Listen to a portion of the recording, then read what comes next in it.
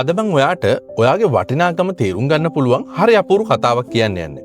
දවසක් තාත්තා කෙනෙක් තමන් ළඟ තිබ්බ පරණ කාර් එකක් තමන්ගේ දුවට දෙන්න තීරණය කරා. දුව ගෙනහල්ලා තාත්තා දුවට කියනවා දුවේ මේ කාර් එක මං ඔයාට දෙන්න තීරණය කළා තියෙන්නේ.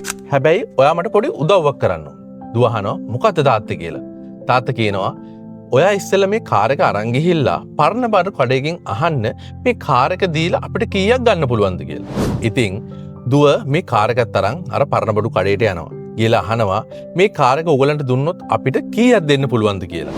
දුවට කියනවා ඩොලර් 1000ක් කියලා. දුව තාත්තා ගාවට ගිහිල්ලා හරි දුකෙන් කියනවා තාත්තේ මේ කාර් එකට ඩොලර් 1000යි දෙන්න පුළුවන් කියලා.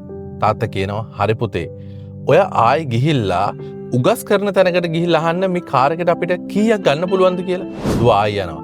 ගිහලා අහනවා ඒ උගස් බඩු කඩෙන් මේ වාහනේ තියලා අපිට කීයක් ගන්න පුළුවන්ද කියලා. ඒ උගස් බඩු කඩේ කියනවා ඩොලර් 10000ක් දෙන්නම් කියලා.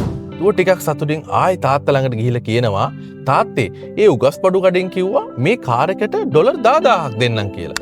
තාත්තා කියනවා හරි දුවේ ඔයා මේ පරණ ළඟ තියෙන ක්ලබ් එකට ගිහිල්ලා අහන්න මේ කාර් එක දුන්නොත් ඔයාට කීයක් ගන්න පුළුවන්ද කියලා. දුව ආයි අර ක්ලබ් එකට ගිහිල්ලා අහනවා මේ කාර් එක පෙන්නලා මේ කාර් එකට ඕගලන්ට මට කීයක් දෙන්න පුළුවන්ද කියලා. ක්ලබ් එකේ අයිතිකාරයා මේ කාර් එක බලලා කියනවා මේක හරි පරණ වටින කාර් එකක්. මේ වගේ කාර් කොහෙවත් හොයාගන්න නැහැ. මම මේ කාර් එකට ඔයාලට ඩොලර් ලක්ෂයක්ම දෙන්නම් කියලා. දුව පුදුම වෙලා තාත්තා ළඟට ගිහිල්ලා කියනවා තාත්තේ මේ කාර් එකට ඒ ක්ලබ් එකේ අයිතිකාර කෙනා ඩොලර් ලක්ෂයක් දෙන්න පුළුවන් කිව්වා කියලා. ඉතින් තාත්තා ඊට පස්සේ කියනවා දුවේ ඔයාටත් මෙන්න මේකෙන් ජීවිතයට ලොකු පාඩමක් ගන්න පුළුවන්. එක එක තැන්වල ඔයාගේ ජීවිතයට එක එක වටිනාකම් දෙන්නේ. ඒ නිසා ලොකුම වටිනාකම දෙන තැනත් එක්ක තමයි ඔයා ජීවිතේ ගත කරන්න ඕනේ. හැබැයි එහෙමයි කියලා ඔයාට අඩු වටිනාකමක් දෙන තැනකදී ඔයා ඒකට වෛර කර කර ඉන්න එපා.